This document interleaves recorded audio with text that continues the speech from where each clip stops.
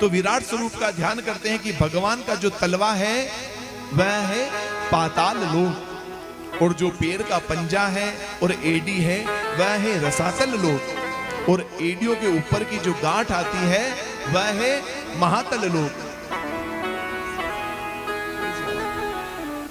दोनों जो जंगा है वह तलातल लोक है, और जो दोनों जानू हैं वह सुतल लोक है, और जो दोनों उरु है वह अतल और वितल है। नाभि के नीचे का भाग जगन वह महीतल है या भूतल है, और नाभि जो है वह आकाश है। जो वक्षस्थल है वह स्वर्ग लोक है, जो ग्रीवा है वह महर लोक है, जो मुख है वह जन लोक है, और जो ललाट है वह कौन सा लोक है? भगवान का कौन सा लोक है?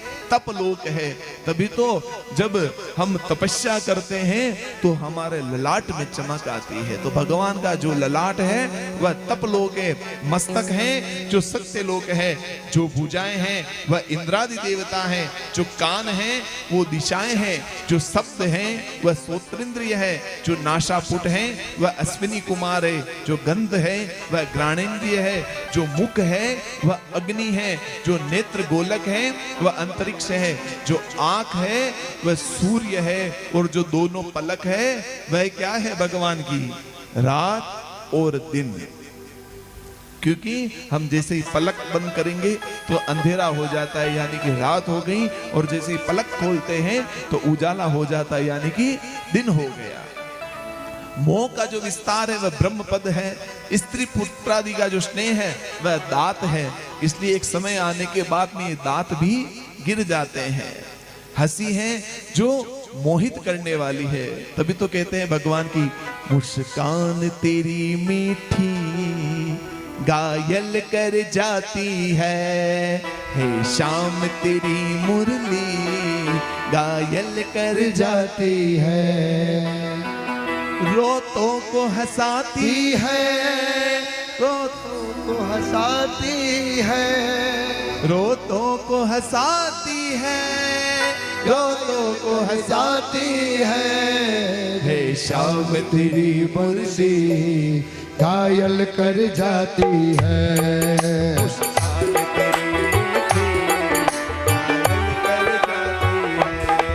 घायल कर जाती है, पागल कर जाती है, घायल कर जाती है, पागल कर जाती है। शाम तेरी बंसी पागल कर जाती है, शाम तेरी बंसी पागल कर जाती है।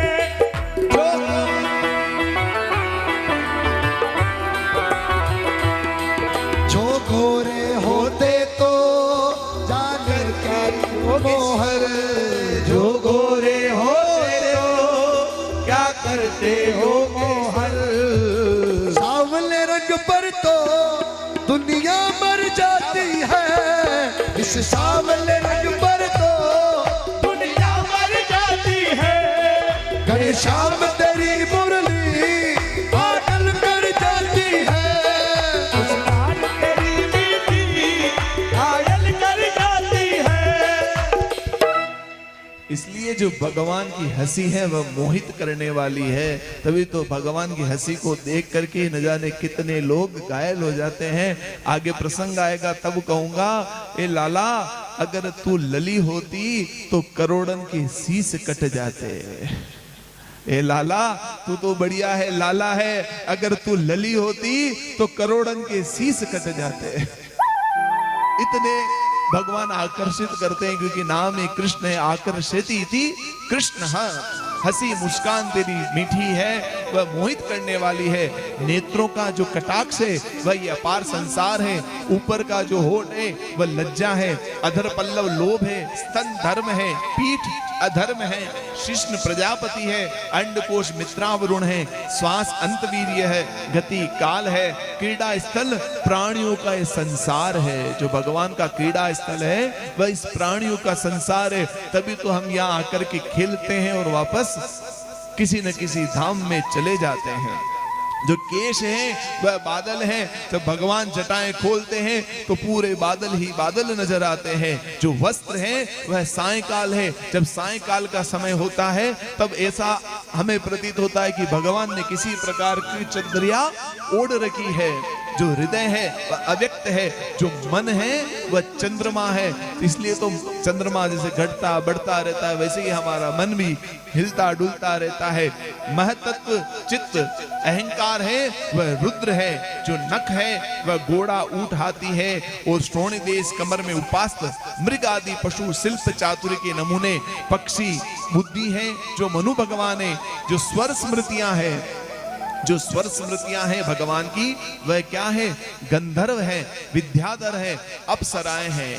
इसलिए जो गंधर्व लोग होते हैं वह इतने स्वर में अच्छा गाते हैं कि उनके स्वर के मुकाबले कोई नहीं गा सकता, क्योंकि भगवान की स्वर स्मृतियां ही गंधर्व है। बल है जो असुरों की सेना है। जो मुख है वह ब्राह्मण है। जो भुजा है वह क्षत्रिय है। जो जांग है वह वैश्य है। जो पैर है वह शूद्र है। वसु है वह सब देवी देवता है। हे राजन, मैंने तुमको भगवान के विराट स्वरूप का दर्शन कराया है, इससे भिन्न और कुछ भी नहीं है।